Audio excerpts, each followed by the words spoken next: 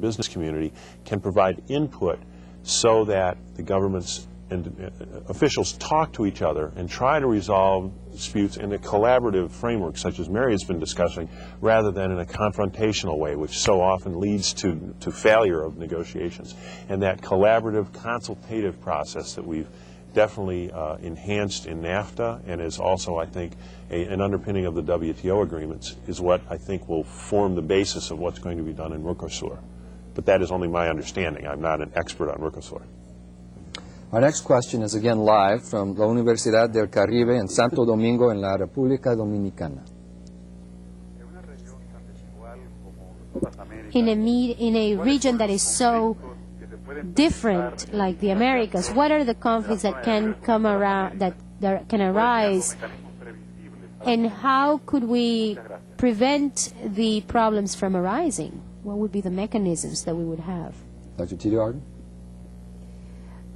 Most of the conflicts are likely to arise out of asymmetries, real differences that exist between the parties to any agreement, or between our perceptions of those differences. I may look at a difference and call it one thing, this glass is half full of water, and you may look at it and call it another thing, this glass is half empty. And so our differences in perceptions introduce opportunities for conflict. Our next question is again live from el Instituto Universidad Empresa, Universidad Blas Pascal, Córdoba, Argentina. Buenas tardes. Do you believe that it would be beneficial to NAFTA or to Mercosur to have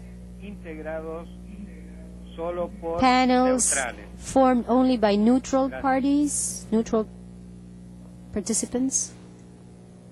Mr. Holbein?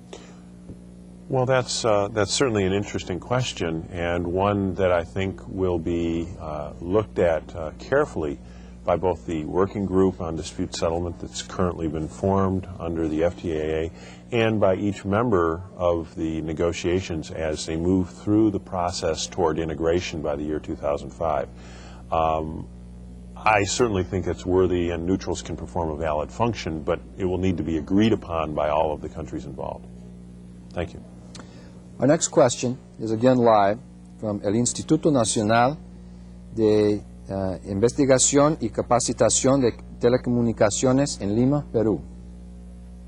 Buenos días. Good morning. En el marco del Tratado de Libre Within Comercio the para NAFTA, los efectos de una denuncia de dumping, for the purposes of a dumping case, what kind of documents or proofs, evidences do you need in order to demonstrate that there is in fact a dumping action taking place by an exporting company? Mr. Holbein? That's a good question. It's an important question. First, you have to understand that NAFTA is put in place under the WTO agreement. It is a free trade area that is approved by the World Trade Organization, or is at least within the context of Article 24. In that sense, as I mentioned in the subsidy discussion or question earlier, dumping rules are established at the global rule, and there's a new understanding involving anti-dumping actions. That's first. Second, each of the countries that are parties to WTO must comply with those rules. Third, there is a further understanding within NAFTA that those rules will be applied among the countries, and the domestic law of each country will be applied. There is a very elaborate process in each of the current partners in NAFTA, the United States and Canada, for development of what's called an administrative record. This is the evidence that's used by the investigating authority in each country to determine whether a given company or set of companies is engaging in this unfair trade practice of sales at less than normal value. So it is a very extensive, in some cases it's 20 or 30 boxes of documents. So it's a fairly elaborate process. Our next question is live from la Universidad Tecnológica de Tula Tepeji en Tula de Allende, Hidalgo, México. Good morning.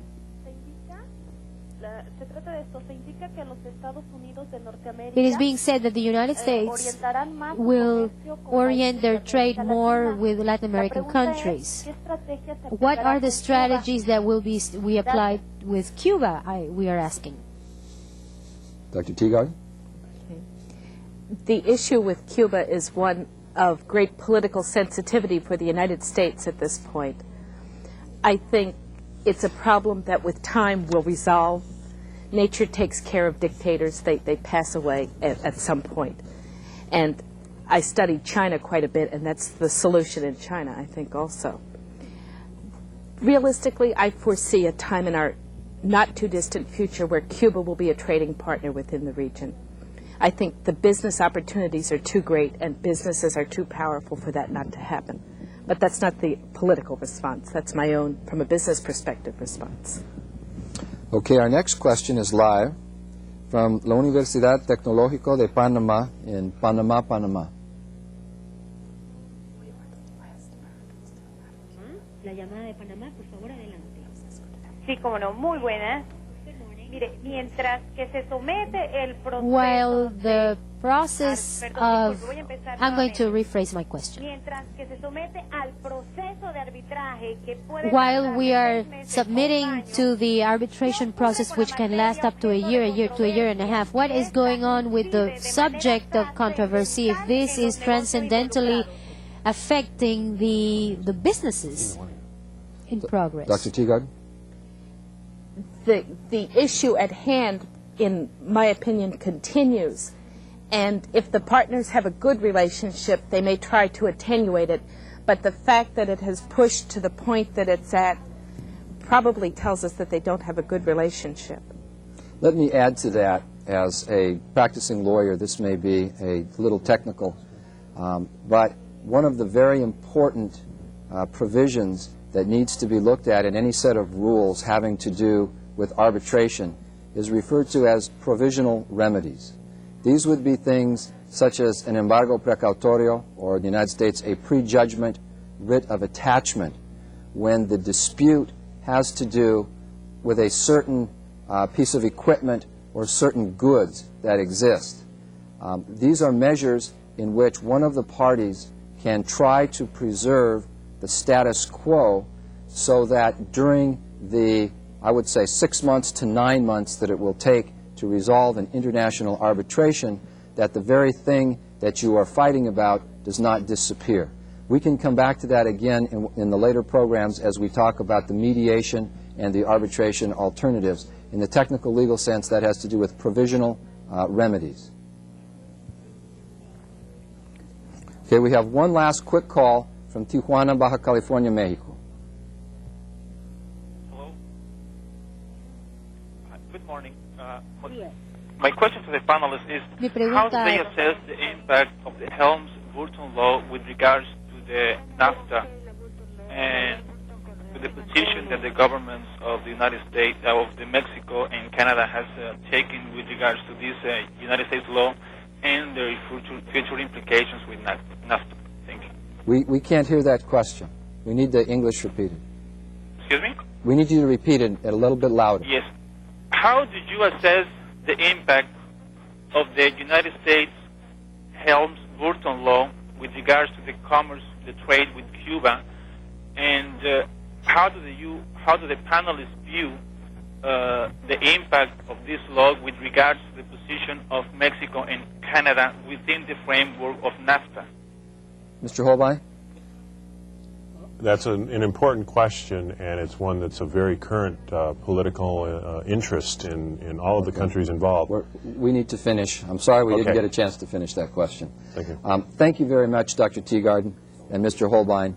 We hope that you have enjoyed participating in this video conference, and we hope that our viewers have enjoyed listening to your thoughtful presentations on multicultural negotiation and the inclusion of dispute resolution techniques in international treaties.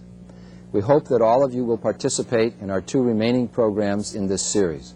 One on July 18th entitled Arbitration and Mediation, the Key to Successful International Business, and the other on September 26th, 1996, entitled Effective Management of International Conflict, the Strength of Diversity. For additional information on the International Training Center's programs, please consult your participants' manuals, where you will find the dates and specific topics of this year's exciting series called Strategies for Global Competitiveness. Also, if you are interested in attending or participating in training sessions, which will be offered by the International Training Center, please feel free to contact the Center by letter, phone, or fax.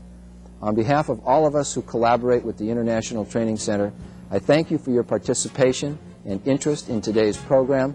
Thank you, and see you soon. Hasta luego.